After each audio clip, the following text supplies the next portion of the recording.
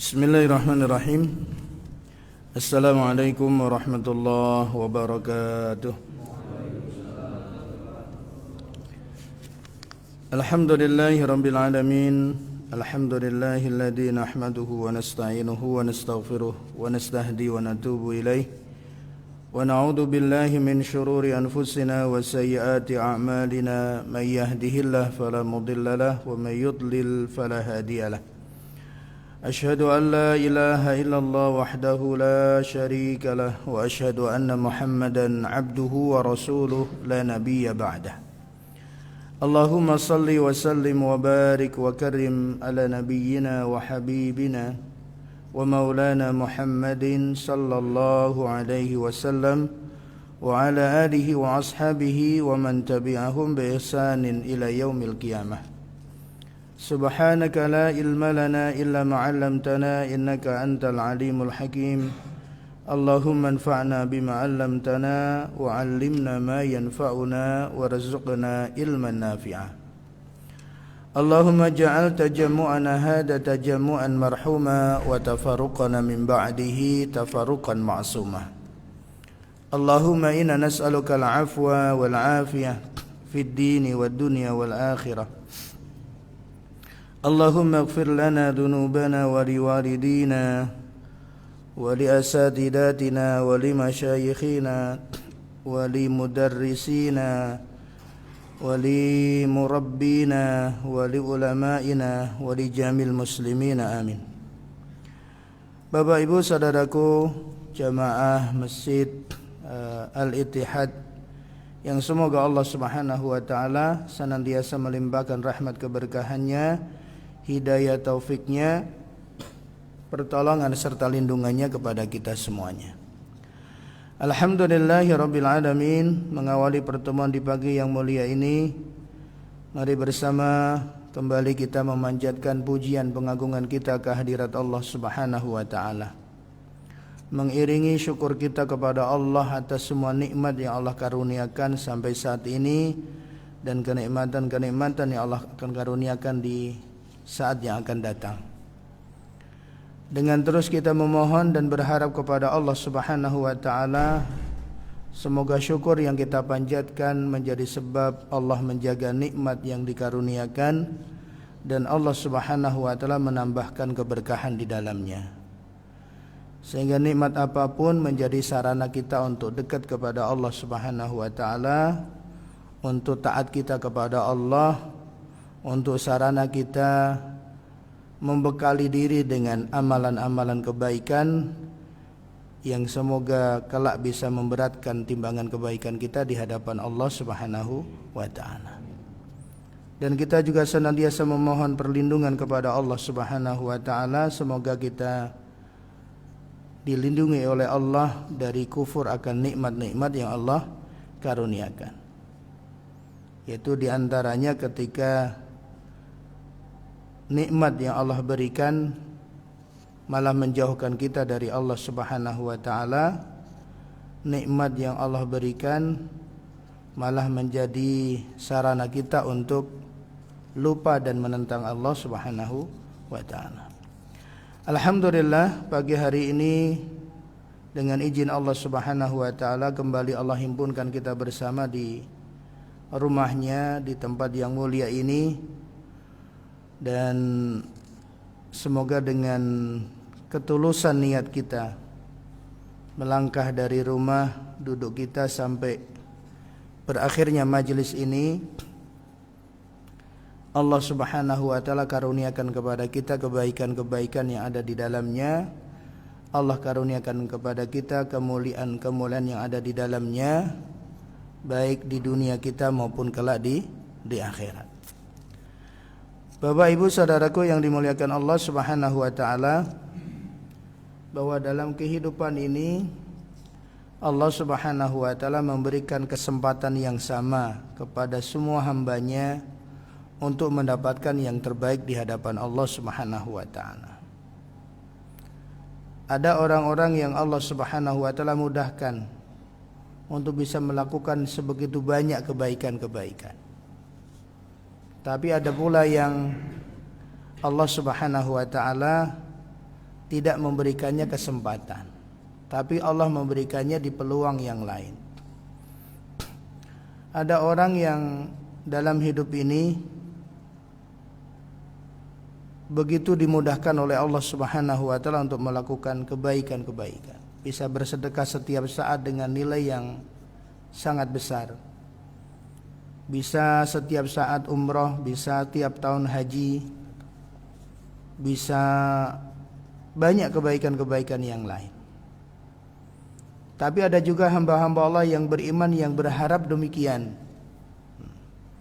Tapi tidak semua kemudian harapan itu bisa terwujud di kehidupan. Walaupun demikian, Bapak Ibu saudaraku yang dimuliakan Allah, Allah masih berikan kita kesempatan untuk bisa mendapatkan kebaikan yang sama. Tinggal pinter-pinternya kita. Allah masih berikan kita kesempatan bisa mendapatkan kebaikan, pahala sebagaimana mereka yang tiap saat umroh, tiap saat haji, tiap tahunnya haji, tiap hari sedekah dengan nominal yang juga sangat besar. Allah masih berikan peluang itu. Tinggal kita mau ataukah tidak. Ya, di antara peluang-peluang yang Allah Subhanahu wa taala berikan, hadirnya kita di rumah Allah Subhanahu wa taala, duduknya kita di dalam majelis ilmu. Itu di antara peluang yang Allah berikan. Dan tidak ada orang mukmin yang tidak bisa ke masjid. Dan tidak ada orang mukmin yang enggak bisa ngaji untuk hadir dalam majelis ilmu. Maka Nabi SAW sampaikan, siapa yang di pagi hari, di petang hari dia menuju rumah Allah Subhanahu wa taala, la yuridu ila khairan yata'allamuhu aw yu'allimu. Tidaklah seseorang di pagi hari, di sore hari pergi ke masjid tidak ada keinginan yang mendorongnya kecuali hanya semata ingin mendapatkan kebaikan. Niat yang mendorongnya hanya kebaikan. Kebaikan yang ingin dia pelajari ataukah kebaikan yang ingin dia ajarkan. Itu yang melandasi niatnya. Dia ke masjid untuk mendapatkan manfaat. Untuk mendapatkan manfaat dari orang lain ataukah dia menebar manfaat kepada yang lain. Maka baginya seperti pahala mereka yang jihad di jalan Allah Subhanahu wa taala. Dalam riwayat lain, maka baginya seperti pahala haji yang sempurna dan sempurna. Ini yang dimuliakan Allah. Mungkin dalam hidup ini Allah tidak berikan kita kemudahan bisa melakukan kebaikan yang sedemikian, tapi peluangnya itu Allah sediakan. Tinggal menunggu mau ataukah tidak kita menghampirinya. Sebagaimana pula duduknya kita di pagi hari ini sampai syuruk, itu juga demikian nilainya.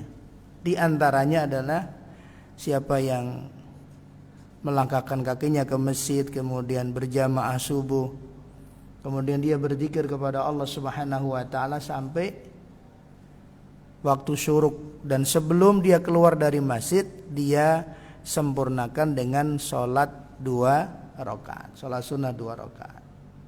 Maka baginya seperti pahala haji dan umroh yang sempurna dan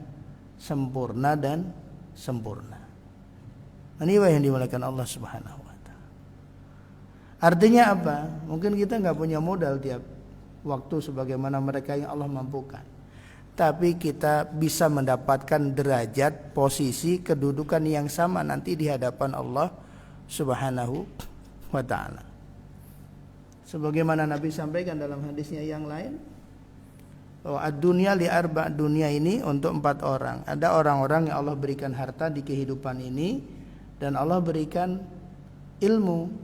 Ada yang Allah kasih hartanya banyak, ilmunya juga banyak. Maka dengan ilmunya dia mengenal hak Allah Subhanahu wa taala dan hak sesama manusia. Maka hartanya, mereka yang tahu hak Allah, dengan ilmunya dia tahu hak Allah, dia tidak lupakan. Hartanya tidak menghalanginya untuk taat kepada Allah Subhanahu wa taala. Harta yang dia peroleh dari Allah tidak melalaikan dirinya dari Allah. Rijalun La tulhihim tijaratun wala bai'un an dzikrillah. Ada orang-orang yang perniagaannya, jual belinya, perdagangannya itu tidak melalaikan mereka dari mengingat Allah. Kenapa? Karena memang salah satu kesibukan duniawi yang paling banyak melupakan manusia dari Allah itu dagang. Ya Pak, mau jual beli paling banyak lagi. Siangnya mikirin dagangannya, malamnya ngitung untung dan modalnya. Yang diingat itu terus muter itu. Tapi ada hamba Allah sesibuknya seperti itu tetap nggak lupa sama Allah Subhanahu Wa Taala. Tetap ingat Allah. Maka dia mengenal, dia punya harta, dia punya ilmu. Dengan harta dan ilmunya dia mengenal hak Allah dan hak manusia. Maka hartanya terdistribusikan, tergunakan untuk kebaikan. Untuk menolong yang membutuhkan, meringankan yang kesulitan. Maka orang seperti ini nanti dia di hadapan Allah fi a'lal manazil, di tempat yang tertinggi. Kemudian ada orang yang kedua, yaitu orang yang Allah hanya kasih ilmu tapi nggak dikasih harta. Allah kasih ilmu tapi nggak dikasih harta. Karena dia dikarunia Allah ilmu, dengan ilmunya ini dia bisa merangkai kebaikannya, bisa mengambil kesempatan-kesempatan, bisa ngambil peluang. Setiap kali dia lihat, setiap kali dia dengar ada saudaranya seiman bisa sedekah, hatinya tergerak, ya Allah, seandainya hambamu ini engkau kasih harta, hamba pun akan melakukan yang sama. Ketika melihat saudaranya bisa melakukan kebaikan ini, kebaikan itu, di hatinya, ketika dia melihat, dia dengar, hatinya kemudian tumbuh, yusaddikun niyah, dia menguatkan niatnya, dia membenarkan niatnya di hadapan Allah Subhanahu Wa Taala. Ya Allah, kalau engkau kasih hamba harta sebagaimana dia, hamba pun akan melakukan amalan yang sama. Kalau ya Allah engkau berikan hamba ilmu sebagaimana hambamu engkau kasih, hamba pun akan melakukan yang sama. Maka sepanjang hidupnya dia terus membenarkan niatnya di hadapan Allah. Sampai ajal menjemputnya, peluang itu tidak Allah kasih.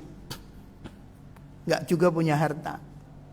Ya hartanya segitu-gitu aja cukup hanya untuk kebutuhan dirinya. Untuk membantu orang lain gak bisa banyak. Tapi apa anugerah, kemudian kemuliaan yang Allah berikan. Orang seperti ini, dia nanti di posisi yang sama seperti orang pertama. Ini Pak yang dimuliakan Allah. Ngiri sama orang baik, dengan niat yang benar kita adukan di hadapan Allah, mengangkat derajat. Walaupun di dunianya dia nggak pernah melakukan amalan yang sama, karena kecintaannya. Dan inilah yang kemudian disampaikan sahabat Anas bin Malik radhiyallahu anhu. Ketika ada seseorang bertanya kepada Nabi, ya Rasulullah, kapan kiamat? Kemudian Nabi balik bertanya, yang sudah kamu siapkan apa? Dia menjawab, uhibbullah wa rasulah. Persiapanku cuma dua ya Rasulullah, aku mencintai Allah dan aku mencintai Rasulnya. Aku mencintaimu ya Rasulullah. Kemudian Nabi menjawab, anta ma'aman ahbabta. Kelak kamu akan bersama siapa yang kamu cintai. Kalau cintanya benar sama Nabi, akan bersama Nabi. Cintanya benar kepada sahabat, akan bersama sahabat.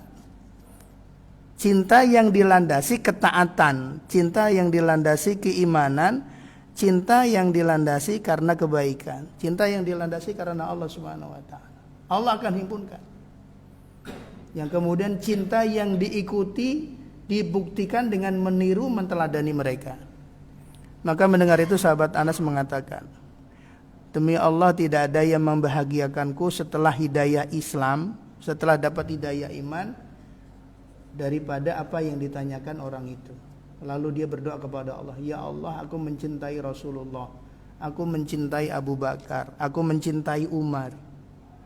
Karena aku berharap dengan sebab cintaku kepada mereka, Engkau akan menghimpunkan aku bersama mereka, walaupun amalku tidak sebaik mereka. Itu sahabat Anas, sahabat mulia. Hidupnya dihabiskan untuk melayani Nabi, tapi masih sedemikian ketika mendengar kebahagiaannya, masih ingin ngikut gitu. Ketika melihat sahabatnya yang lain melakukan kebaikan sedemikian, Dia minta kepada Allah, ya Allah aku mencintai Rasulmu agar dengan cinta ini kau nanti kalau engkau himpunkan aku bersamanya. Ya Allah aku mencintai sahabat Abu Bakar, Umar, agar kelak dengan cintaku ini engkau himpunkan aku bersama mereka. Walaupun kalau dihitung-hitung amal, kagaknya nyanda ya, nggak nyanda ya. Gitu. Kalau kita ngitung amal kita, Pak, kemudian kita minta, ya Allah kumpulin ketemuin sama Rasulullah gitu. Gitu. Kalau kita hitung-hitungan kira-kira nyanda nggak, Pak? Gitu. Gitu. Kira-kira nyanda nggak gitu. Tapi karena ada ketulusan, kecintaan gitu, Allah kumpulkan, Allah temukan gitu. Allah pasti akan pertemukan. Allah angkat itu derajat hambanya. Nah, ini yang dimuliakan Allah Subhanahu wa taala. Nah, dalam hidup ini Allah berikan kita demikian. Kalau kita bisa membuktikan dengan apa yang Allah karuniakan, kita lakukan. Tapi ketika kita tidak mampu, jangan sampai kita kehilangan kebenaran niat di hati kita. Ya Allah, kalau Engkau kasih hamba akan melakukan yang sama. Kalau Engkau kasih ke hamba kesempatan, hamba akan melakukan yang sama. Itu nanti akan mengangkat posisi kita akan bersama dengan orang-orang yang Allah muliakan. Nah, ini saudaraku yang dimuliakan Allah Subhanahu wa taala.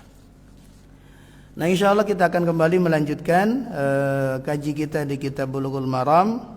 Terakhir kemarin kita sampai hadis yang ke-40 ya Pak Rahmat ya. Kita masih dalam bab kitab Thaharah berkaitan dengan babul wudu, rangkaian keterangan-keterangan hadis Nabi berkaitan dengan amaliyah wudu, aktivitas wudu yang kita lakukan. Hadis yang ke-41, wa an Aisyah radhiyallahu anha qalat, dari ibunda Aisyah semoga Allah meridhoinya, beliau berkata, kana Rasulullah sallallahu alaihi wasallam yu'jibuhu at-tayammunu fi tana'ulihi wa tarajjulihi wa tuhurihi wa fi sya'nihi kullih. Muttafaqun alaih.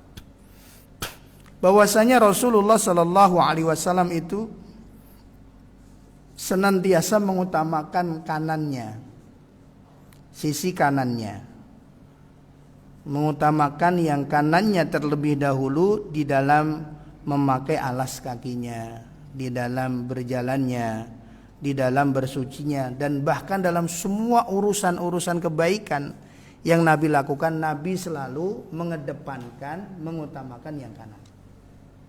Nabi demikian.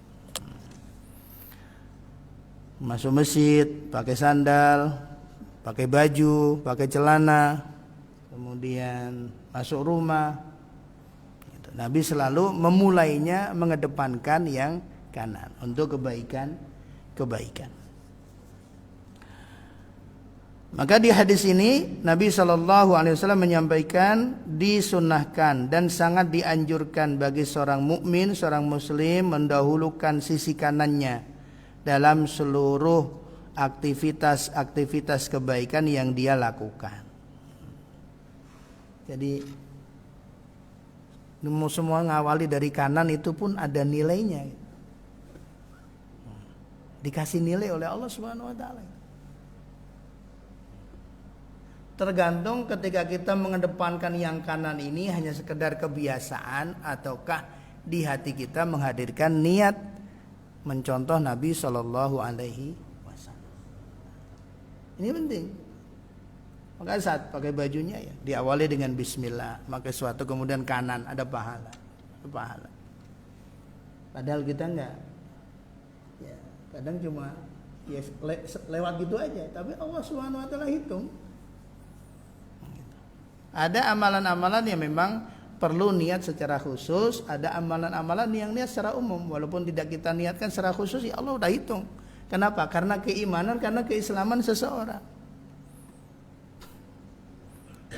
Memang setiap bapak-bapak kerja berangkat kerja itu tiap hari niat ya Allah ini nafkah untuk anak istri kan enggak. Tapi Allah sudah menghitung gitu kan. Sangat baik kalau kemudian kita bisa menghadirkan niat itu setiap saat. Tapi ada amalan-amalan yang sudah karena keimanan kita kepada Allah itu sudah akan mengangkat nilai amalan yang kita lakukan. Dan Nabi demikian.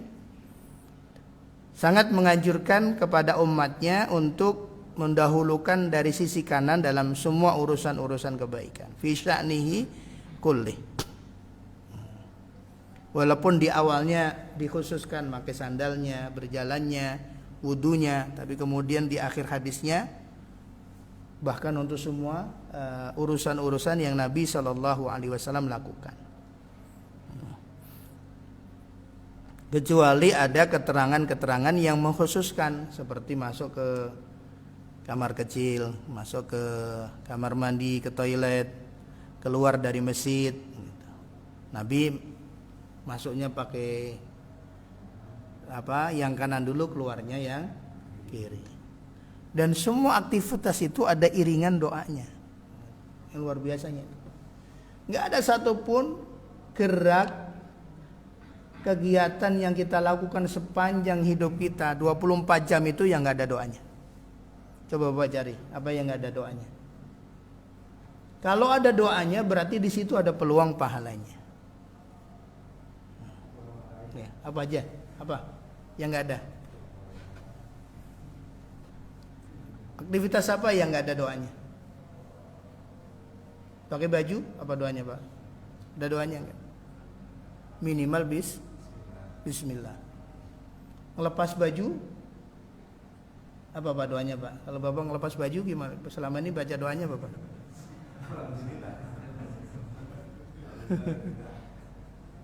Ada doanya Pak, sehingga ketika kita pas ngelepas baju, aurat kita pun tetap tertutup dari makhluk Allah yang lain, tertutup dari jin gitu. Jadi aurat kita tetap tertutup. Ketika ngelepas bajunya baca apa Pak doanya? Bismillahilladzi la ilaha illa huwa. Bismillahilladzi la ilaha illa hu. Duluin yang kiri dulu, baru yang kanan melepasnya. Ketika doa itu kita baca, ya pokoknya Bismillah lah, pokoknya yang nggak tahu doanya semuanya diawali Bismillah aja. Gitu. Udah mewakili semuanya tuh. Bismillahirrahmanirrahim. Mau makan Bismillah. Alhamdulillah, mau ngelepas Bismillah. Nah, karena semua amalan kebaikan yang diawali, yang tidak diawali dengan basmalah itu akan memutus kebaikan, memutus keberkahan. Jadi ketika teriringi dengan bismillah itu terus kebaikan nyambung terus. Kemudian sedemikian syariat Islam, ajaran Islam mengajarkan kepada umatnya, kepada manusia tata cara kebaikan yang ada dalam kehidupannya. Maka demikian pula dalam wudu, Nabi SAW pun mengutamakan, mendahulukan yang kanan, basuhan yang kanan dulu, anggota wudu yang kanan, baru kemudian yang kiri. Walaupun kalau dibalik pun wudunya tetap sah, karena ini masuk sunnah.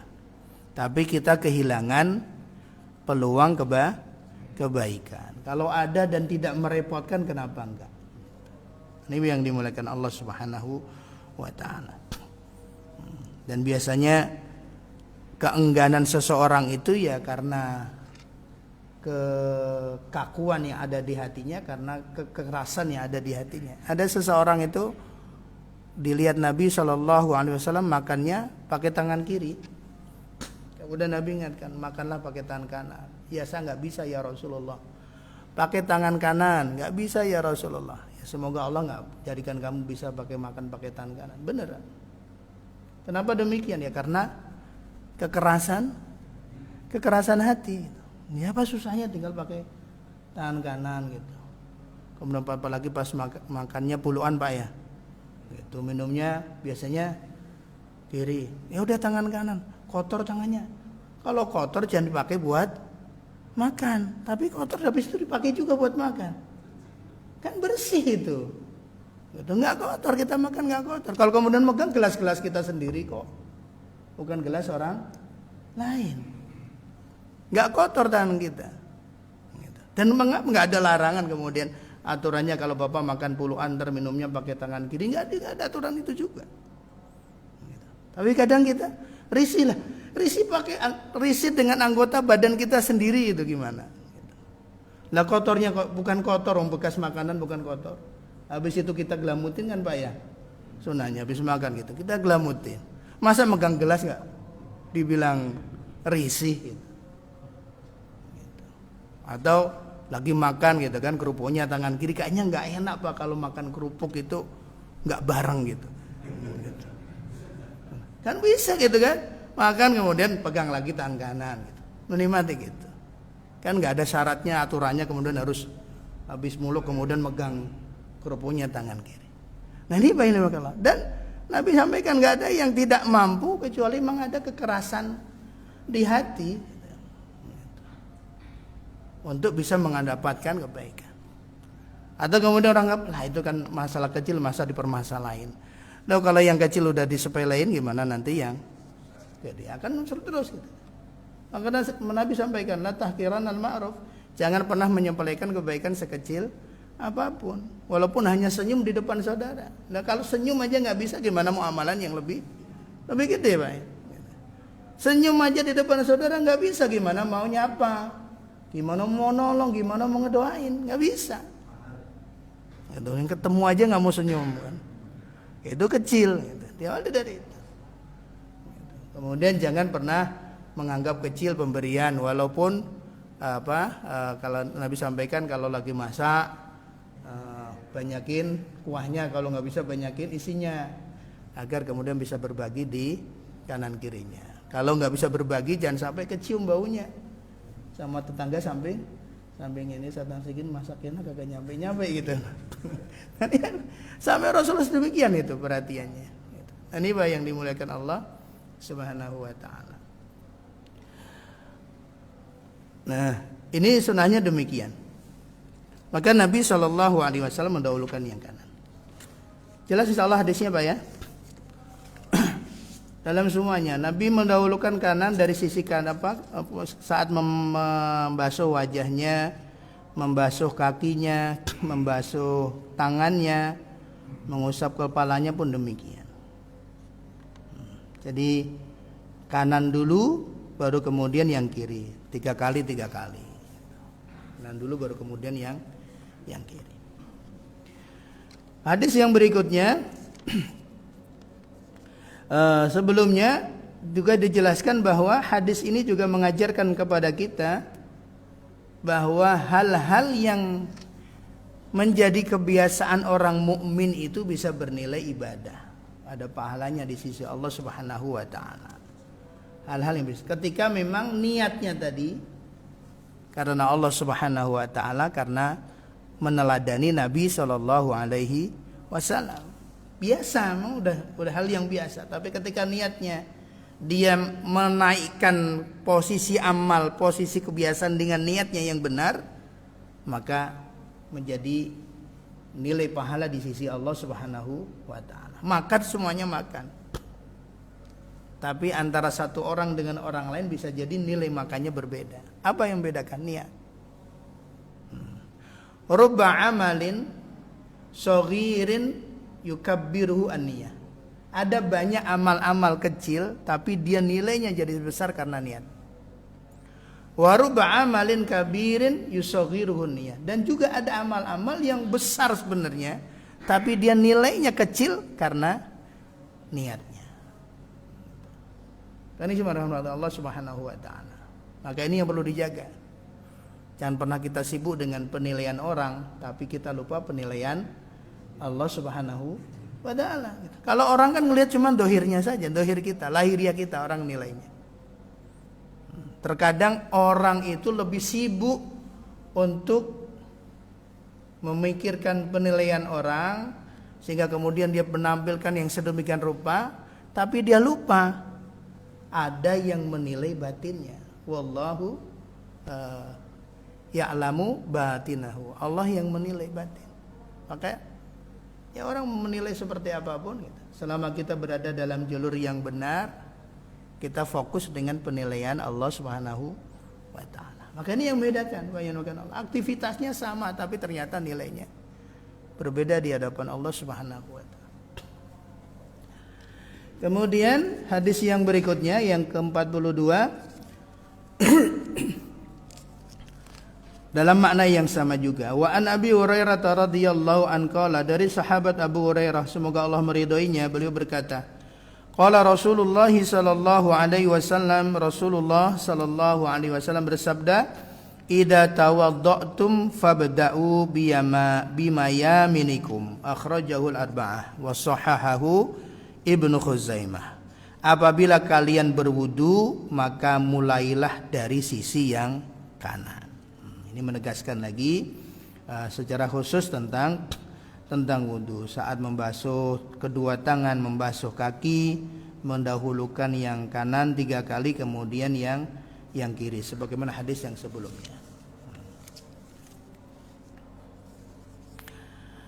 Kemudian hadis yang berikutnya, wa anil Mughirah bin Syu'bah radhiyallahu anna Nabiyya sallallahu alaihi wasallam tawaddaa famasaha binasiyatihi wa 'alal imamati wal khuffain, akhrajahu Muslim.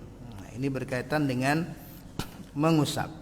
Dari sahabat Al-Mughirah bin Syu'bah semoga Allah meridainya, bahwa Nabi sallallahu alaihi wasallam berwudu.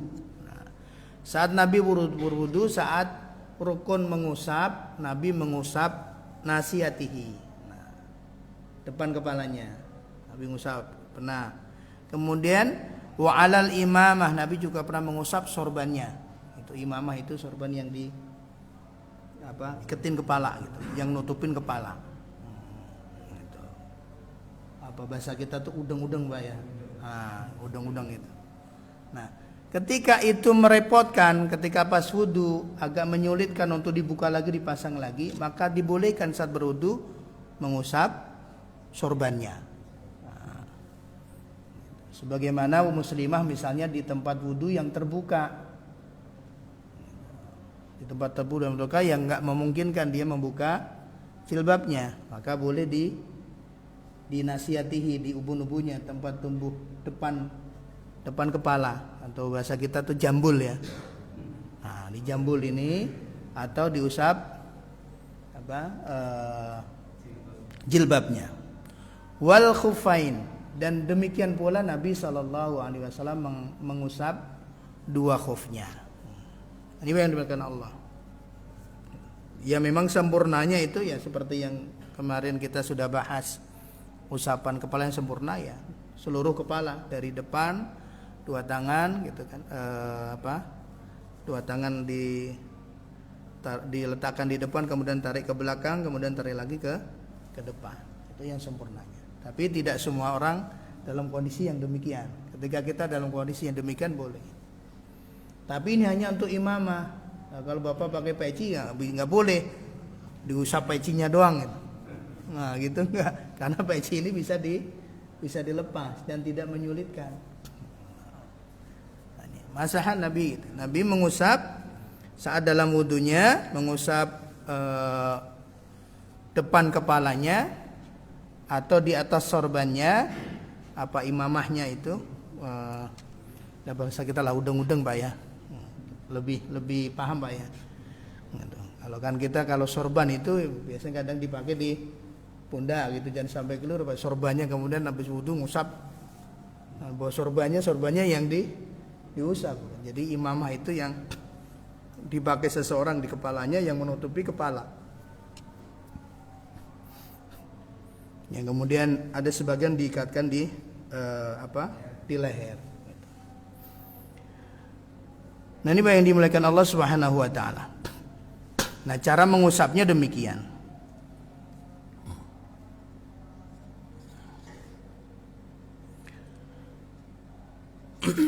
Dan semua ulama, mayoritas ulama mazhab 4 membolehkan dan sah wudunya ketika seorang mengusap imamahnya, mengusap udang-udangnya.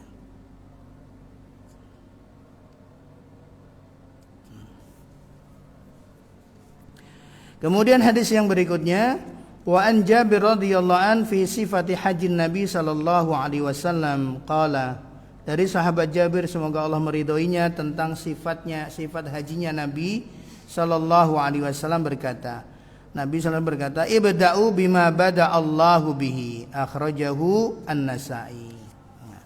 Hadis ini menjelaskan mulailah dari arah atau dari tempat Allah Subhanahu wa taala memulai dengannya. Artinya di dalam pelaksanaan rukun-rukun ibadah, walaupun tidak disebutkan maknanya secara tertib, ada kata tertib, hadis ini memaknai bahwa memberikan isyarat ketika melaksanakan rukun wudu, rukun sholat itu ditunaikan secara berurut. Enggak boleh menyalahi urutan-urutan yang sudah Allah Subhanahu wa taala tetapkan. Saat wudu urutannya bagaimana, Pak? Allah firmankan dalam surat Al-Maidah ayat 6. Ya ayyuhalladzina amanu idza qumtum ila sholati faghsilu wujuhakum wa aydiyakum ilal marafiq wamsahu biru'usikum wa arjulakum ilal ka'bain. Nah, ini urut walaupun tidak ada bahasa tertib. Tapi Nabi sampaikan ibda'u bima bada'allahu bihi. Mulailah dari mana Allah Subhanahu wa taala memulai. Nah, hadis ini memberikan isyarat pelaksanaan rukun-rukun ibadah itu harus berurut. Dari walaupun niat gak disebutkan, ya niat udah otomatis masuk. Karena ibadah itu syaratnya harus ada nih niat untuk membedakan dia dengan kebiasaan. Jadi basuh mukanya kita ini bukan sekedar basuh muka. Kebiasaan orang kepanasan, orang ingin dapat seger, tapi memang rangkaian ibadah kepada Allah Subhanahu wa taala. Maka diiringi niat, kemudian sunah-sunahnya dilakukan. Maka berbarengan basuh muka, urut, kemudian tangan sampai siku, kemudian mengusap kepala, membasuh kaki sampai kedua mata kaki. Nah, ini kemudian sebagian ulama diantaranya dalam mazhab Syafi'i tartib dimasukkan dalam rangkaian rukun wudu, rukun ibadah. Kalau nggak tertib berarti ibadahnya tidak sah. Kalau wudunya nggak tertib, nggak berurut sebagaimana Allah jelaskan dan sebagaimana Rasulullah contohkan, maka wudunya tidak sah. Jadi harus berurut. Maka kalau kita dalam penjelasan para ulama itu arkanul wudu sittatun awwaluhu an-niyat wasani ghuslul wajahain wasalis gitu ghuslu al-yadaini ilal mirfaqain warabi mashu ar-ra's wal khamis mashu ghuslu ar-rijlaini ilal ka'bain wasadis at-tartib. Rukun wudu ada 6. 1 niat, kedua membasuh wajah dengan batasan-batasannya, lebarnya dari daun telinga kanan ke telinga kiri, kemudian panjangnya dari jambul sampai dagu. Harus kebasuh semua di basuhan yang pertama. Di basuhan pertama itu harus rata. Basuhan yang kedua itu sunnah untuk menyempurnakan. Kemudian membasuh tangan dari ujung jari sampai siku.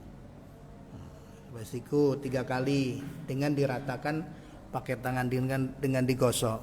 Dan sikunya dipastikan karena siku ini termasuk bagian dari a'dhaul wudu, bagian dari anggota wudu, harus dipastikan basah juga. Makanya kalau lengan bajunya agak sempit ya dipaksa harus ditarik ke atas. Kalau agak repot ya lepas baju. Gitu, lepas baju. Ini banyak Allah. Nah, kemudian yang ketiganya mengusap kepala, baik seluruhan atau sebagian. Kemudian membasuh kaki dari ujung jari sampai kedua mata kaki. Yang terakhir yaitu tartib. Ini Pak yang dimuliakan Allah. Wudu seperti itu sudah sah. Kalau ingin sempurna dan kemudian mendapatkan banyak keutamaan, sempurnakanlah dengan sunnahnya.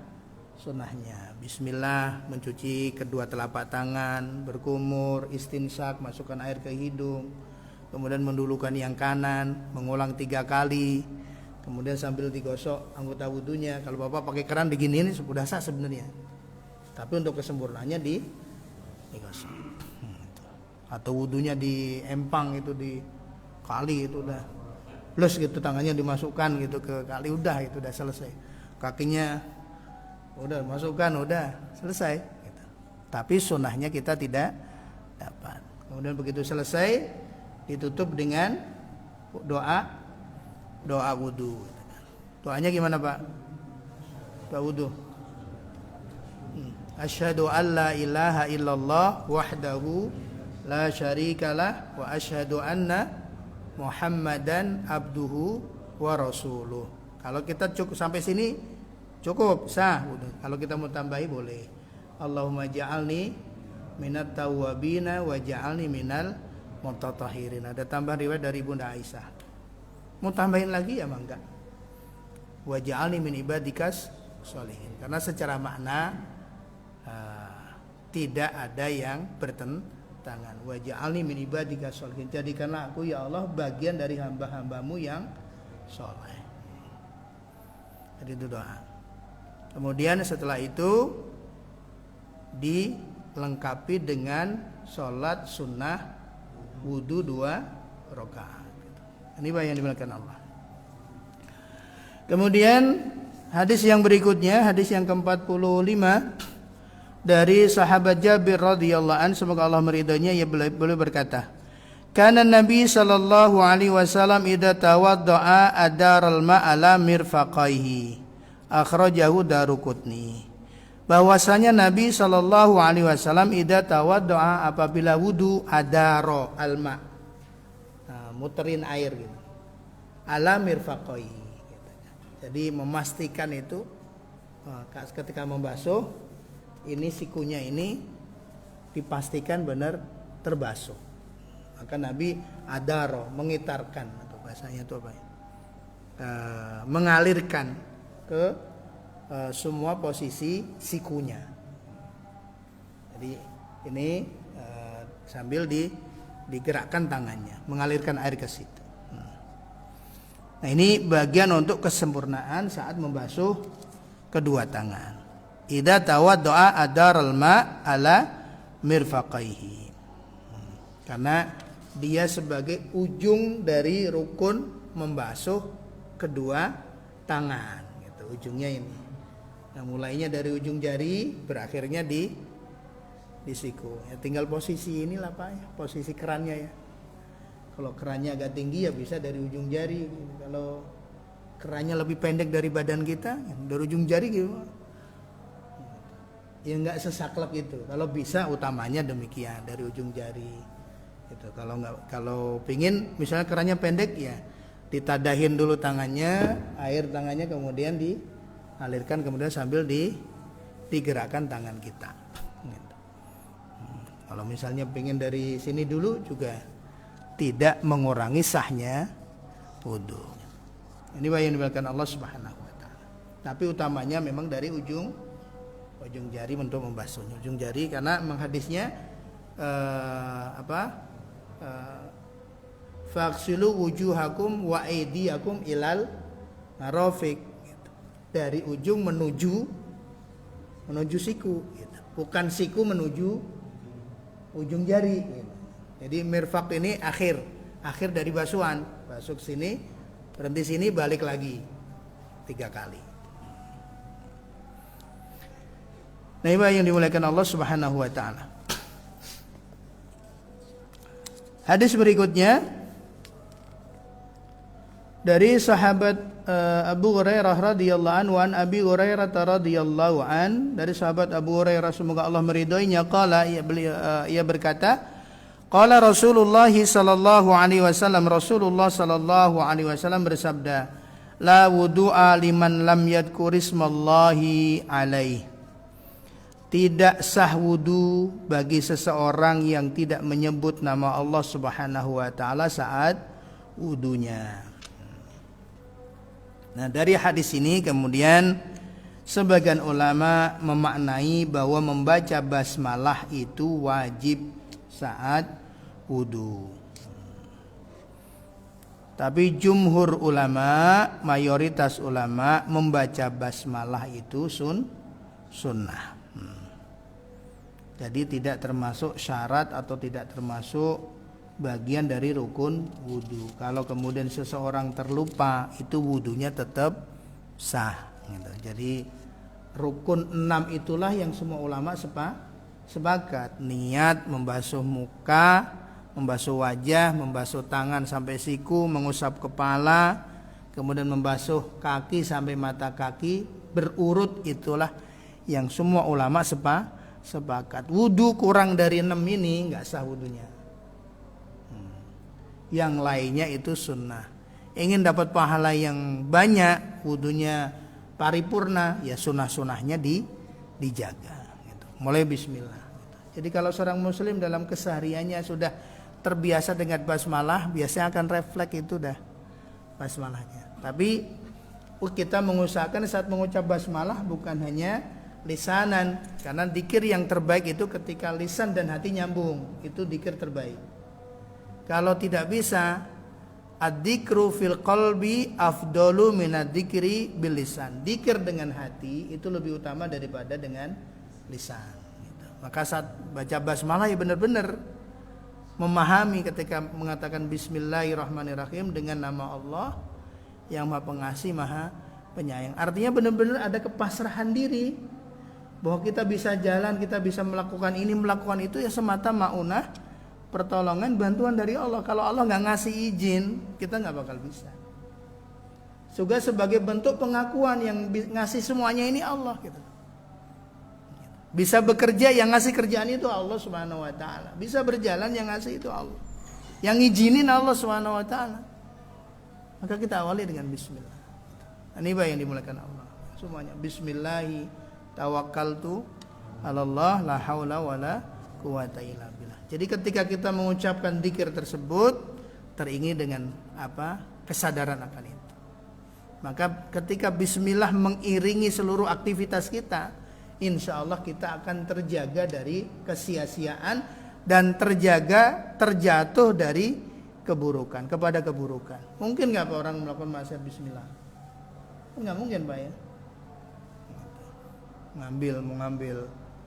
Ngangkat kotak masjid bismillahirrahmanirrahim, nggak bakal. Karena kalimat bismillah itu ya kalimat yang akan menjaga seorang wiqayah, gitu. Akan melindungi seorang dari keburukan. Yang biasanya orang terlalai itu kalau nggak baca basmalah, gitu, nggak baca bismillah. Nah, ini bayangkan itu jadi kalimat perlindungan, doa perlindungan buat kita semuanya. Hadis berikutnya, wa an Talha bin Musarrif an abihi an jaddihi radhiyallahu anhu qala, dari sahabat Talha bin Musarrif dari ayahnya, dari kakeknya, semoga Allah meridhoinya, ia berkata, ra'aitu Rasulullah sallallahu alaihi wasallam, aku melihat Rasulullah sallallahu alaihi wasallam yafsilu bainal madmadah wal istinsyaq. Aku melihat Rasulullah itu memisahkan antara berkumur dan menghirup air ke hidung. Akhrajahu Abu Dawud bi isnadin dhaif. Nah, ini keterangan yang lain. Di keterangan yang sebelumnya, berkumur sama menghirup air ke hidung itu satu cidukan, satu kali. Nah, ada keterangan dipisah. Nah, ini. Dan di keterangan para ahli hadis bahwa semua ulama, Imam An-Nawawi rahimahullah belum menyampaikan dalam Tahdhibul Asma bahwa ulama sepakat hadis ini derajatnya lemah.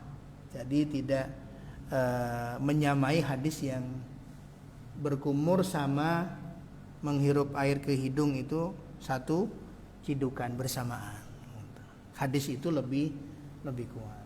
Tapi kalau ada yang memisah juga jangan disalahin karena ada hadisnya. Walaupun dhaif juga hadis, dan dhaifnya pun bukan dhaif yang berat dalam amali itu. Karena kan nggak semua orang itu bisa gitu satu cidukan gitu. Kalau sebagian orang bilang nggak marem gitu Pak ya, wudunya gitu, nyari maremnya gitu. Kalau nyari maremnya wudu segini mah gak cukup Pak ya. Padahal Rasulullah kan wudunya satu mud ya 250 mili gitu. Sekitar 250 mili Rasul wudunya. Kemudian kalau mandinya 4 kali dari ini 1 liter ya. Sekitar 1 liter mandi wajibnya nanti. Mandi janabahnya, mandi wajibnya. Nah, kita kan nyarinya segernya gitu kan. Jadi ya nggak marem gitu. Iya. Karena memang kondisinya beda Pak ya, iklimnya beda. Jadi kalau nggak gejebur itu nggak berasa mandinya. Nah, ini Pak yang dimuliakan Allah Subhanahu wa taala. Jadi ada dua keterangan. Nah, yang utama itu berkumur sama menghirup air ke hidung itu bersamaan. Nah, ini memang perlu dibiasakan, dipraktekkan. Karena satu cidukan masuk ke mulut juga masuk ke hidung. Iya. Gitu. Nanti pengen dikumurin dua-duanya ketelan juga tuh. Yang satu masuk ke hidung, satu masuk ke mulut. Nah, ini dibiasakan gitu. Kemudian tangan kirinya ibu jari sama jari telunjuk yang kiri memegang ujung hidung gitu. Untuk kemudian keluarkan airnya, atau kalau bahasa kita dijebresin Pak ya. Ya dijebresin lah gitu bahasa gampangnya. Nah, ini Bapak Ibu saudaraku yang dimuliakan Allah Subhanahu wa taala. Hadis berikutnya, wa an Aliin radhiyallahu an, dari sahabat Ali semoga Allah meridhoinya, fi sifatil wudu, tentang sifat wudu. Summa tamadmada wastansara salasan. Yumadmidu wa yansuru minal kafil ladzi ya'khudhu minhul ma, akhrajahu Abu Daud wa Nasai. Ini keterangan yang lain berkaitan dengan berkumur dan menghirup air ke hidung. Dari sahabat Ali tentang sifat wudu, bahwa Nabi SAW kemudian Nabi berkumur dan menghirup air mengeluarkan air dari hidung 3 kali.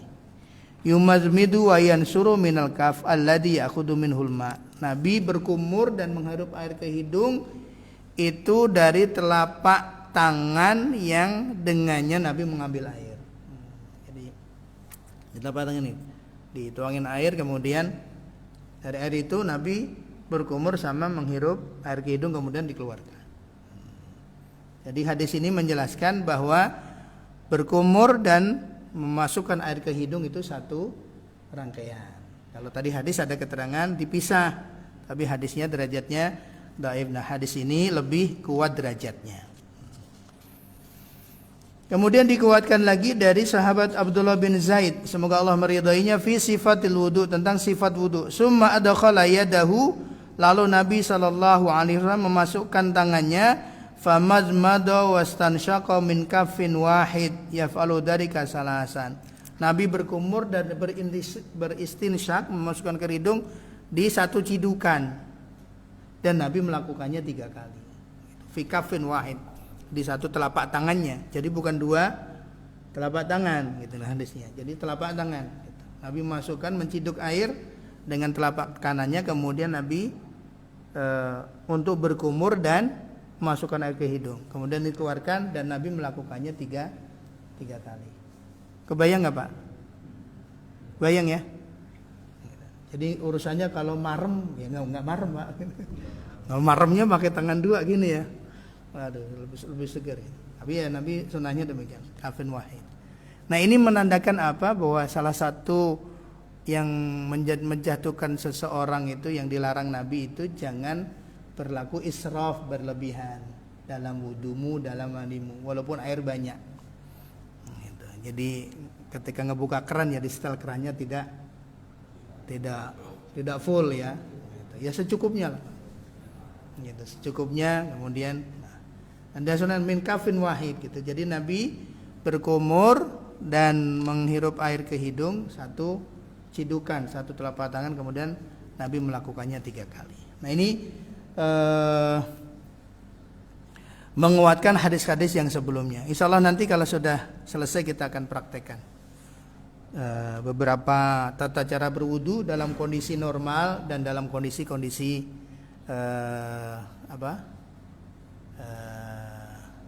abnormal, kondisi darurat gitu. Di kendaraan atau saat kondisi air terbatas gitu. Seperti apa? Nanti kita insya Allah akan praktekkan. Hadis yang berikutnya, wa an Anas radhiyallahu an qala, dari sahabat Anas semoga Allah meridainya berkata, ra'an Nabi sallallahu alaihi wasallam rajulan wa fi qadamihi mislu dhufr lam yusibuhul ma faqala irji fa'asin wudu'aka, akhrajahu Abu Daud wa Nasai.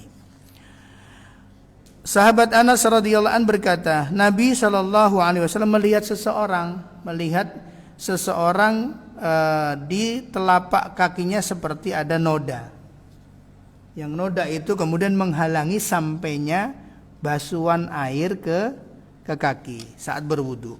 Maka kemudian Nabi mengatakan irji, ulangi lagi dan baguskanlah wudumu. Maka hadis ini pertama menjelaskan kewajiban untuk meratakan air ke seluruh anggota wudu yang utama. Kalau ada sebagian anggota wudu yang utama tidak terkena basuhan, maka tidak sah wudunya. Maka ada noda yang menghalangi, ya noda itu harus dihilangin dulu sampai dipastikan air itu. Maka kemudian sunahnya sambil digerakkan tangan kita mengiringi basuhan wudu kita di rukun wudu. Yang kedua dari hadis ini, seorang muslim sangat dianjurkan untuk senantiasa ihsan, melakukan semua amaliyahnya, semua ibadah-ibadahnya dengan sempurna. Ihsan. Ihsan itu ya seperti pengertian ihsan yang Nabi sampaikan, anta'budallaha ka'annaka tarah. Engkau beribadah kepada Allah serasa engkau melihat Allah. Dan melihat Allah di dunia enggak mungkin, tapi nanti di akhirat. Maka melihat secara fisik enggak mungkin. Maka melihatnya dengan apa? Yarahu qalban, hati kita nyambung. Dan ini enggak mudah. Makanya kemudian ada derajat yang kedua. Ini derajat yang paling tinggi ketika seorang beribadah bisa menghadirkan Allah sedemikian, maka akan menjadi wiqayah, benteng dirinya. Ibadahnya akan tambah semangat, kemudian akan menguat rasa takutnya kalau terjatuh kepada kemaksiatan. Maka ada seorang minta nasihat kepada seorang tabi'in, gitu. Kemudian kalau bahasa kita ya, Pak Ustadz tolong nasihati saya. Kemudian caranya bagaimana bisa menundukkan pandangan dari yang dilarang oleh Allah Subhanahu wa taala. Kemudian sang ulama menyampaikan, yakinilah bahwa zat yang memandangmu itu lebih dulu pandangannya daripada pandanganmu ke tempat maksiat. Gitu. Caranya untuk ghadul basar, menahan pandangan dari maksiat itu. Yakini bahwa yang lihatmu yaitu Allah, pandangannya lebih cepat, lebih mendahului dari pandanganmu kepada yang maksiat itu. Kamu belum melihat kemaksiat, Allah sudah ngerti. Nah inilah yang kemudian menjadi wiqayah. Maka itulah ihsan.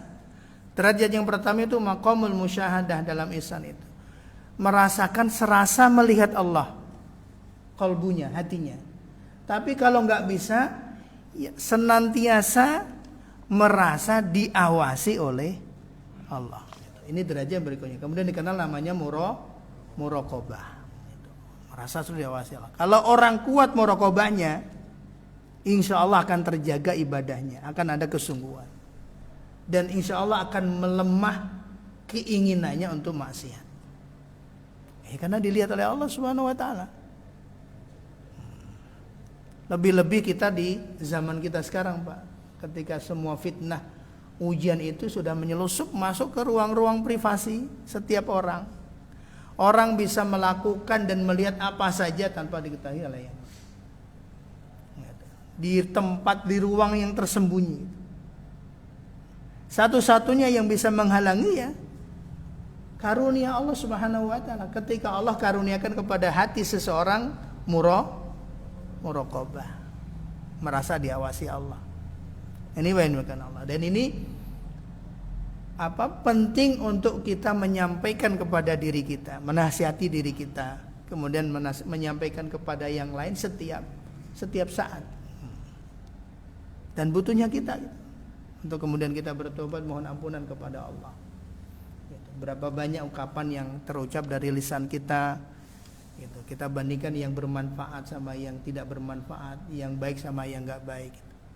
Kita butuh untuk senantiasa istighfar kepada Allah. Berapa banyak kebaikan-kebaikan yang kita dengar kemudian tidak sebanding dengan amalan kita. Semuanya butuh ini. Gitu. Karena siapa saja bisa terjatuh. Ini yang dimuliakan Allah Subhanahu wa taala. Dianjurkan untuk berlaku ihsan di dalam ibadah, di antaranya adalah wudu. 2 telapak kaki itu bagian dari anggota wudu, maka tidak cukup hanya diusap tapi dibasuh sebagaimana dalam rangkaian ayat surat Al-Maidah ayat 6. Kemudian kewajiban untuk beriring di antara anggota wudu. Kemudian sebagaimana Nabi memerintahkan orang ini agar mengulangi lagi wudunya dan membaguskan. Jadi di sela-sela kemudian dipastikan tidak ada yang menghalangi sampainya air ke anggota wudu. Dan berurut juga kemudian tidak terjeda. Tidak terjeda lama yang kemudian menjadikan sehingga orang menganggap bahwa dia tidak sedang berwudu. Nah, ini dia ngulangi lagi. Udah basuh mukanya kemudian ingat kunci motornya ketinggalan gitu. Ambil kunci wudu, ambil kunci motor dulu, kemudian balik ngelanjutin tangannya, ya enggak. Gitu. Karena anggapan umum orang dia tidak sedang berwudu, harus diulang lagi wudunya. Gitu. Kalau kemudian terpisahnya tidak lama, hanya kemudian menaruh sesuatu, itu enggak ada masalah, dia masih ada di posisi tempat wudunya. Nah, ini Bapak saudaraku yang dimuliakan Allah Subhanahu wa taala.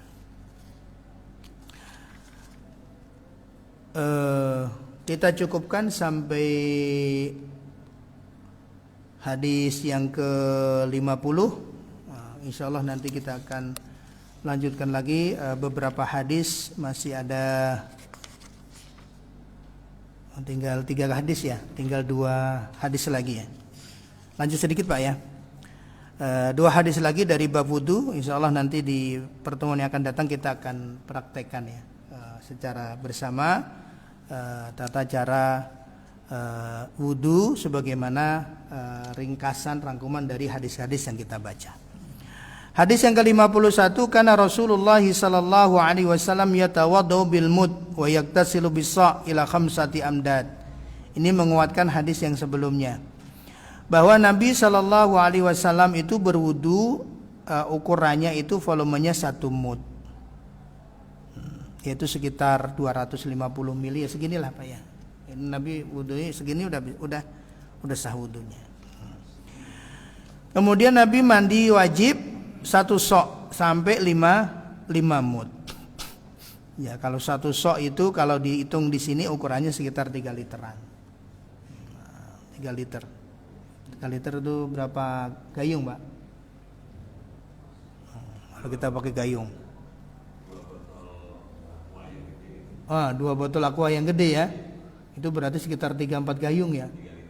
Iya. Ya 1500 mili udah itu berarti sekitar 3-4 gayung gitu. Nabi mandi itu. Berasa enggak, Pak? Ya enggak berasa tapi sah mandinya. Karena kalau kita tetek bengeknya banyak gitu. Kalau mandi wajib harus sampoan, kan enggak ada rukunnya tuh Pak gitu kan. Mandi wajib rukunnya pakai sampo, pakai sabun nggak ada. Jadi meratakan air dari atas kepala sampai ujung kaki udah rata airnya semua, udah sah. Pakai sabun, pakai sampo itu mah pelengkap. Jadi Nabi Quran demikian. Nah, ini menggambarkan bagaimana Nabi begitu hematnya. Bukan karena di Arab susah air, bukan, tapi memang berlaku hemat itu ya memang bagian dari ajaran Islam. Kulu washrabu wala tusrifu. Makan minumlah jangan berlebihan. Semuanya itu. Kalau yang pokoknya yang berlebih-lebihan itu innallaha la yuhibbul musrifin. Allah enggak suka dengan hal-hal yang sifatnya berlebihan. Kemudian hadis yang terakhir. Nah, ini sebagai penutupnya, hadis penutupnya dari sahabat Umar radhiyallahu anhu berkata, qala Rasulullah sallallahu alaihi wasallam.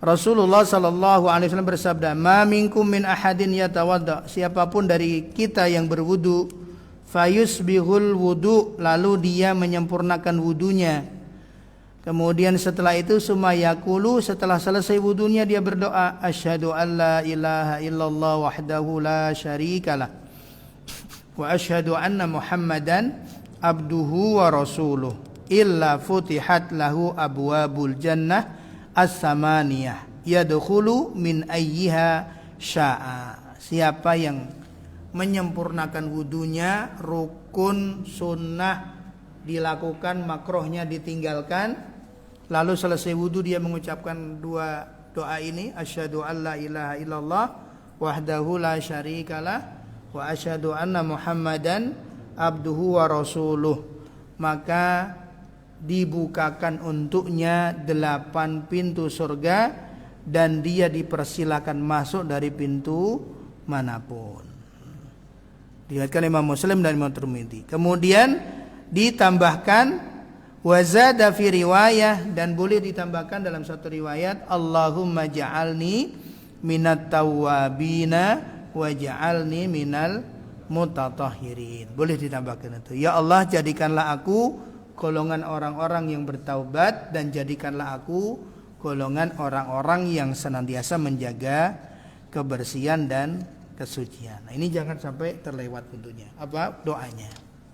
Jadi berhenti sejenak setelah selesai wudhu menghadap ke kiblat, kemudian berhenti sejenak. Ya benar-benar doa, gitu. Bukan sambil jalan gitu. Dari tempat itu sambil jalan ke masjid, asyhadu alla ilaha illallah wa la syarikalah. Nah, itu enggak ngedoa tuh, Pak, gitu kan. Nah, itu ngelafalin doa gitu kan. ngafalin doa. Tapi doa berhenti sejenak menghadap ke kiblat sunnahnya, kemudian minta ke Allah, baik dengan mengangkat tangan ataupun tidak. Boleh ngangkat tangan, boleh enggak ngangkat tangan juga tidak mengapa. Nah, ini Bapak saudaraku yang dimuliakan Allah Subhanahu wa taala. Karena keutamanya demikian, dibukakan untuknya 8 pintu surga. Kemudian dia dipersilakan mau masuk lewat yang mana. Padahal pintu surga itu kan sesuai dengan nama-nama amalan. Ada pintu sholat, pintu sedekah, pintu puasa, pintu silaturahim gitu. Tapi yang sempurna wudunya itu bisa masuk dari semua pintu itu. Nah, mau masuk pintu yang mana? Nah, ini yang dimakan Allah. Jadi sediakan. Hakikatnya seperti apa? Wallahu a'lam. Karena belum ada testimoninya, Pak. Gitu. Nanti saksikan. Tapi jangan sampai nanti begitu kita melihat kesempatannya sudah nggak ada. Karena kesempatannya sekarang, sempurnakan sekarang. Insya Allah apa yang Allah janjikan pasti Allah akan penuhi. Wallahu a'lam bishawab. Demikian Bapak Ibu saudaraku yang dimuliakan Allah, apa yang bisa kita bahas. Kita selesai membahas tentang babu al-wudu, bab tentang wudu. Insyaallah di kesempatan yang akan datang kita akan praktekkan dalam secara teorinya, hadisnya kita sudah bahas bersama. Insyaallah nanti kita akan praktekkan bersama-sama insyaallah. Dari saya kurang lebihnya mohon maaf. Alafu minkum astaghfirullahi wa lakum. Assalamualaikum warahmatullahi wabarakatuh. Iya. Waalaikumsalam warahmatullahi wabarakatuh. Kaitannya dengan tadi Pak Ustadz mengatakan bahwa kalau ada sesuatu hal yang menghalangi wudu, air wudu sampai ke kulit, maka tidak sah. Termasuk sholatnya bahkan tidak sah. Bagaimana misalnya kita pada saat sholat zuhur, mungkin habis ngecek atau apa, ketahuannya itu setelah kita mau sholat asar. Apakah sholat itu harus diulangi atau bagaimana? Iya. Itu barangkali yang harus kita perhatikan. Iya. Terima kasih. Assalamualaikum warahmatullahi wabarakatuh. Waalaikumsalam warahmatullahi wabarakatuh. Iya, jazakumullah khair Bapak Ibu saudaraku yang dimuliakan Allah. Maka siapapun dari kita pasti enggak lepas dari namanya lupa ya. Walaupun kita sudah hadapi pasti enggak lepas dari namanya lupa. Tapi sebelum itu kita pastikan dulu ketika kita mau wudu, kita mau sholat, kita pastikan dulu, periksa dulu semua anggota-anggota yang nanti akan dibasuh. Kemudian ketika kita sudah periksa, mungkin bisa jadi karena terburu-buru dan yang lain ada beberapa hal yang kemudian terlewat. Dan ini bisa jadi sangat mungkin terjadi. Nah, ketika itu terjadi dan begitu kita sudah selesai sholat ada yang mengingatkan, maka kita mengulang lagi sholat kita. Kalau ada yang ngingetin, Pak itu kayaknya ada yang nempel di kakinya, takutnya tadi saat wudhu misalnya di telapak kaki kan nggak kelihatan, misalnya tadi takutnya lupa, oh iya ya gitu kan, kemudian ya dibersihkan dulu, wudhu lagi, sholat lagi, karena sahnya wudhu menjadi syarat sahnya sholat. Tapi ketika kemudian nggak ada ngingetin gitu, juga nggak ngeh gitu, kemudian pas wudhu asar, wah ada ini ya, terus gimana? Nah itu karena kelalaiannya bukan amdan, tidak sengaja, maka tidak perlu mengulang sholatnya lagi gitu. Tidak perlu mengulang karena ketidaktahuannya.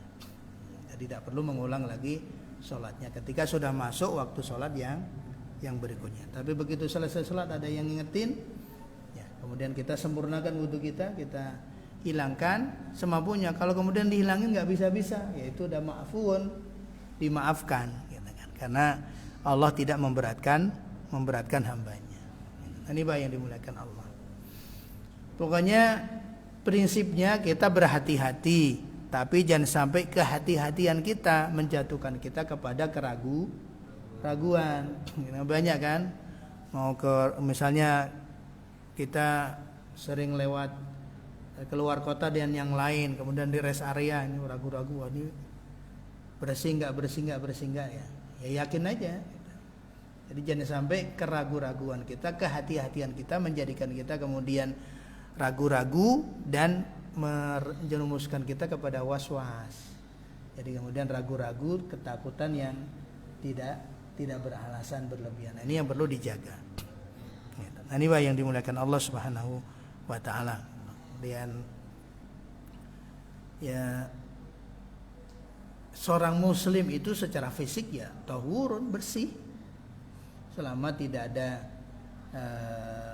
najis yang mengenai badannya, pakaiannya maupun tempatnya ya bersih, sampai kelihatan baik secara lahiriah. Kemudian najis hukmiyah itu kalau misalnya di karpet ini ada kotoran cicak yang jatuh kelihatan kan, ya berarti diambil. Kemudian bisa jadi ada anak kecil masuk kemudian nggak ada yang tahu kan, ya, kemudian bisa jadi dia saat pipisnya dibersihkannya nggak bersih gitu, kemudian ke masjid dan bekas di situ, ya sudah karena memang nggak ada yang tahu, ma'fuun, dimaafkan. Kondisinya seperti itu. Ini yang dimuliakan Allah Subhanahu wa taala. Ketika kita tahu, tapi ketika kemudian kita berlebihan dalam hati-hatinya, maka melihat wah ini jangan-jangan ini ada najisnya gitu. Kemudian kan dulu sampai ada kan, sekarang sih udah nggak ada ya gitu. Jadi orang masuk masjid itu ada masjid-masjid tertentu dilap gitu, karena nggak gitu ya, semoga udah nggak ada ya gitu. Tambah rajin belajarnya udah nggak seperti itu. Jadi seorang muslim itu ya suci, walaupun apa yang keluar darinya itu najis, tapi tetap suci. Maka su'rul muslim tahurun di bab awal itu. Bekas minuman seorang muslim itu ya suci, bekas makanannya ya suci, siapapun boleh. Untuk berbagi dan yang lainnya. Kecuali memang ada kondisi-kondisi yang melarang, misalnya menghindar ada penularan penyakit dan yang lainnya. Ini yang dimuliakan Allah Subhanahu wa taala. Ya selama seorang muslim menjaga itu semuanya, menjaga kebersihannya dan rangkaian pokoknya yang diajarkan Islam itu insyaallah bersih gitu. Selesai aktivitas cuci tangan, itu kan dari dulu ya seperti itu, Pak. Nggak cuma sekarang pas saat pandemi ya. Makanya salah satu pelajarannya begitu ada pandemi ngingetin kita lagi kebiasaan-kebiasaan kebaikan yang seharusnya jadi kebiasaan dalam kehidupan seorang muslim dalam kesehariannya. Wallahu a'lam bishawab. Diizinin nih Pak Rahmat. Terakhir ya.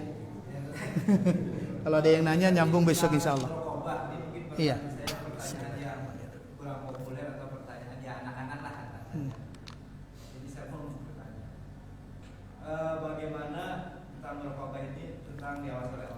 Tadi Pak Ustaz mengatakan bahwa kita harus saling menasihati.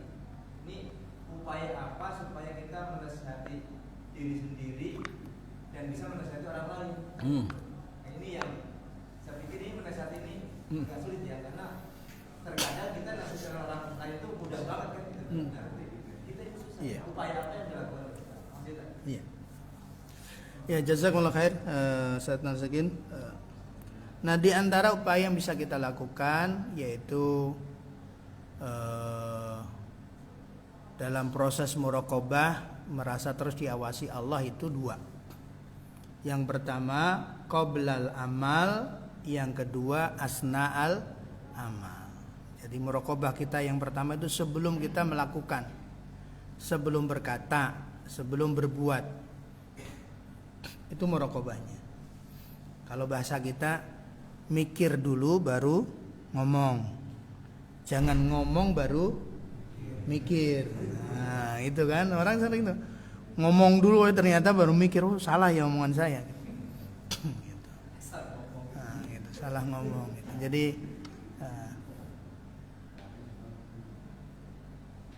kalau bahasanya itu saring dulu, saring sebelum sharing. Nah, disaring dulu sebelum di-share, gitu, dibagikan, gitu kan. Ini namanya muraqabah. Ini baik nggak ya? Oh nggak baik, jangan, ya sudah berhenti di kita, close, dihapus, di-delete. Oh kayaknya baik, tapi baikannya untuk diri saya sendiri atau buat orang lain? Oh kayaknya baiknya buat diri saya, ya sudah berhenti di kita. Oh ini kayaknya kebaikannya boleh dibagi ke yang lain, baru dibagi. Gitu nih Pak. Jadi saring sebelum sharing, gitu. Disaring dulu. Nah muraqabah demikian, qoblal amal, apapun gitu, baik berupa perkataan, perbuatan, melakukan perintah Allah atau ada niatan ingin melakukan maksiat kepada Allah, nanya dulu, gitu. Ditanya, ini saya sedekah buat siapa? Kalau karena Allah, lanjut. Kalau bukan karena Allah, berhenti sejenak, lurusin, lanjut. Saya ke masjid untuk apa sih? Untuk siapa sih? Karena Allah, bismillah. Itu namanya muraqabah. Semuanya. Nanya hati kita, motivasinya apa? Karena itu yang dilihat oleh Allah Subhanahu wa ta'ala. Nah, ketika fokus kita dengan apa yang dilihat Allah, Allah bisa menggerakkan hati hambanya untuk kemudian memberikan penilaian baik untuk kita. Tapi penilaian baik makhluk belum tentu penilaian baik dari Allah Subhanahu wa ta'ala. Ini yang dimaksud Allah. Maka para ulama dulu mereka tuh saling nasihat, menasihati 4 hal. Mereka saling menasihati satu dengan lain 4 hal. Kemudian sebagian lagi nyatet, ngasih nulis kemudian kirim ke yang lain gitu. Ya dulu ya udah ada gitu. Di share ke yang lain. Yang pertama itu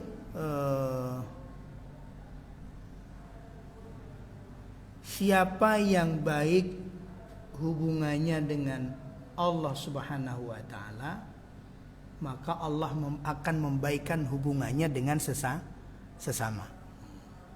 Siapa yang membaguskan hubungannya dengan Allah, Allah akan baguskan hubungannya dengan sesama.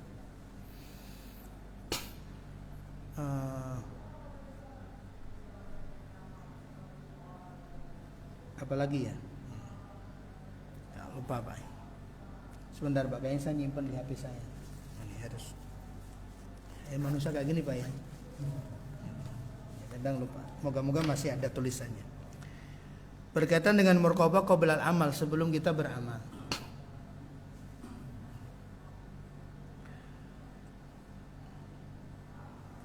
Ini nggak apa-apa, ketunda sedikit Pak istirahatnya Pak. Nggak dingin kan ya? Makan barengnya Pak Rahmat. Iya. Ya, ini semoga nanti bermanfaat untuk kita semuanya. Ntar saya bukakan.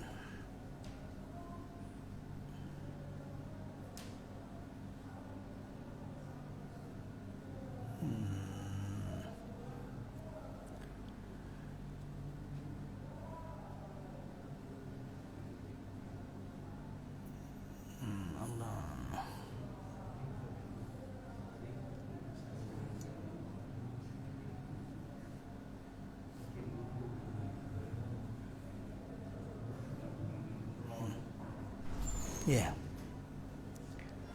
Bismillah.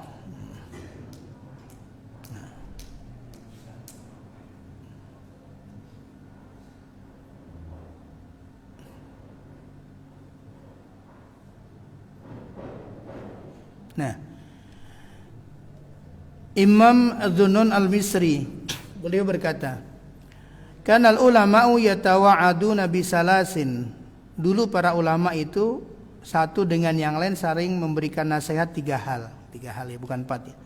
Wa yaktubu ba'dhum ila ba'd. Sebagian mereka menulis kemudian dibagi di-share ke yang lain. Yang pertama, man ahsana sariratahu ahsanallahu ala niyatah. Siapa yang menjaga saat sendirinya masih dalam kebaikan, Allah akan menjaga saat ramainya. Jadi antara sendirinya dengan saat ramainya sama gitu. Saat sendiri dia juga taat kepada Allah, tetap ibadah kepada Allah, menjaga dari maksiat. Allah akan baguskan juga saat dia dalam keramaian. Ini yang pertama. Yang kedua, waman aslaha ma bainahu wa bainallah. Siapa yang menislah, memperbaiki hubungannya dengan Allah Subhanahu wa taala, aslahallahu ma bainahu wa bainan nas. Allah akan perbaiki hubungannya dengan sesama. Allah akan baguskan. Allah akan tarik itu. Kalau orang baik hubungannya sama Allah, yang lain Allah akan tarik sehingga kemudian hubungannya dengan yang lain baik.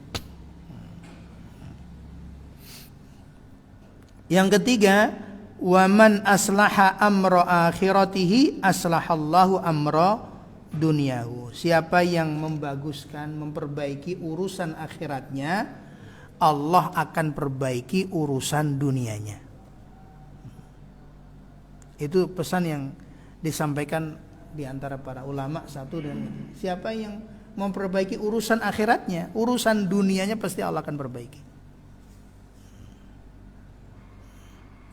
Maka siapa yang di pagi hari orientasinya Allah, hammuhu akhiratahu, siapa yang di pagi hari orientasinya itu akhiratnya, Allah akan berikan kecukupan di hatinya, dan kemudian Allah akan lapangkan rizkinya, dan dunia akan mengikutinya. Siapa yang di pagi hari dunia itu jadi orientasinya, Allah akan jadikan kefakiran di dua matanya. Yang ada itu terasa gak cukup, dan dia hanya akan mendapatkan sesuai dengan takaran rizkinya. Kalau hari itu takaran rizkinya segelas, ya cuma segelas. Tapi kalau orientasinya akhirat, walaupun takdirnya segelas, bisa jadi lebih dari itu. Allah bisa ngasih lebih. Ini pesan ulama. Kemudian yang kedua, yaitu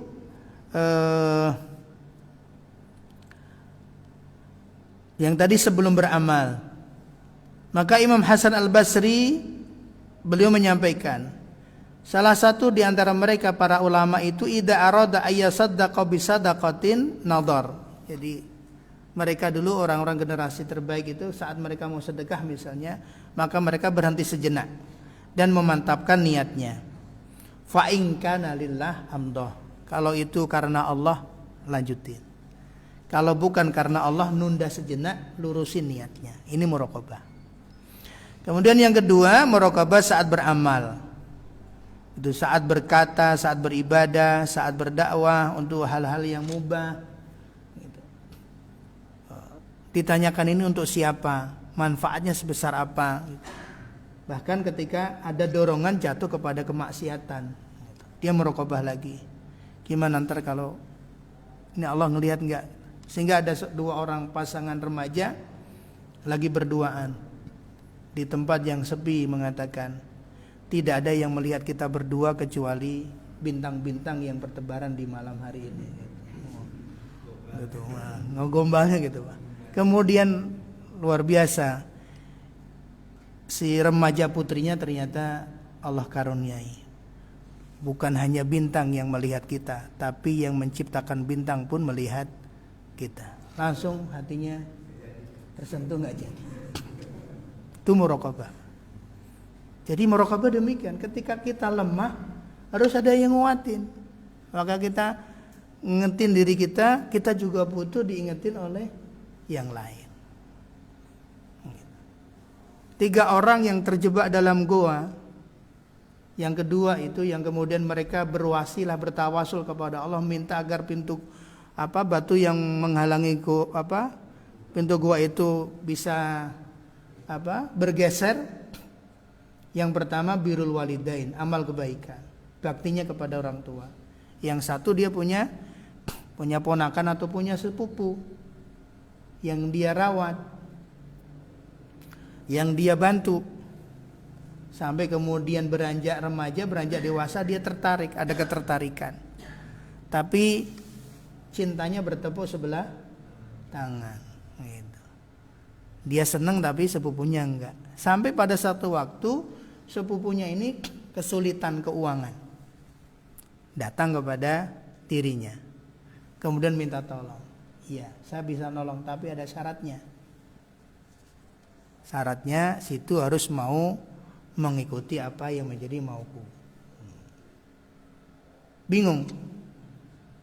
Sampai kemudian orang mengatakan, ya Allah, tidak ada lagi yang menghalangiku dengan keponakanku atau sepupuku ini gitu, untuk melakukan kemaksiatan kepada Allah. Sampai dia kemudian mengatakan, wahai pamanku, atau siapa gitu, hadisnya itu paman atau kemudian, wahai pamanku, ittaqillah, tidakkah engkau takut kepada Allah Subhanahu wa ta'ala? Kemudian badanku bergetar dan aku kemudian lari sejauh-jauhnya dan tidak ada lagi niatan untuk melakukan perbuatan itu. Kemudian dia minta, ya Allah, kalau seandainya aku meninggalkan maksiat ini karenamu, maka geserlah batu yang menutup pintu gua ini. Kemudian batu itu bergeser. Jadi kita menahan diri kita, kita mencegah diri kita dari maksiat, itu juga bagian dari kita tawasul untuk meminta doa-doa kita diijabah oleh Allah Subhanahu wa ta'ala. Nah ini asnal amal, nanya gitu. Saat ada dorongan, siapapun diri kita pasti ada dorongan itu, karena ada nafsu. Dorongan ingin melakukan hal-hal yang dilarang oleh Allah, ada rasa kemalasan berat untuk ibadah kepada Allah. Tanya, ini yang nilai Allah. Nah ini asnal amal. Kemudian bahkan sampai ya kalau kita ambil pelajaran dari orang-orang soleh sebelum kita, walaupun mungkin kita nggak bisa menyamai amalan mereka, tapi kita berharap ada kebaikan yang bisa kita tiru. Ada sebagian generasi terbaik dulu, dia melatih untuk diam dari hal-hal yang nggak bermanfaat sampai 20 tahun, sampai kemudian dia mampu mengendalikan perkataannya. 20 tahun untuk ngelatih diam gitu. Latihan diam gitu, dari hal yang nggak bermanfaat. Ini yang dimuliakan Allah. Maka kemudian ada tulisan renungan itu, siapa dari kita yang mampu melakukan yang demikian gitu. Tapi minimal gitu, kita walaupun nggak bisa keseluruhan, ada kebaikan-kebaikan yang bisa kita. Nah ini upaya kita untuk muraqabatullah, menguatkan muraqabah kepada Allah, yaitu sebelum beramal, sebelum melakukan, berkata, bertindak gitu, tanya dulu hati kita, kemudian saat melakukan dikoreksi terus gitu. Nyimpang enggak ini, nyimpang enggak gitu, nyimpang lurusin sepanjang hidup. Dan memang ini tidak mudah, makanya kita butuh nasihat dari yang lain nasihati. Kalau ada yang nasihatin kita, ya alhamdulillah, berarti masih ada kecintaan. Ya nasihat itu karena cinta. Ketika nasihat disampaikan itu karena kecintaan, bukan karena ketidaksukaan. Kalau nasihat disampaikan di depan umum, yaitu ketidaksukaan. Tapi kalau nasihat disampaikan tersendiri, kita dijapri, kemudian ini, yaitu nasihat kecintaan. Tapi kalau di depan umum menjatuhkan kita, itu yang memang bisa jadi ada niatan yang lain di samping niat untuk menasehati. Allah alam bisawab. Cukup baik insyaallah. Ini kalau dibuka lagi panjang lagi Pak Ahmad.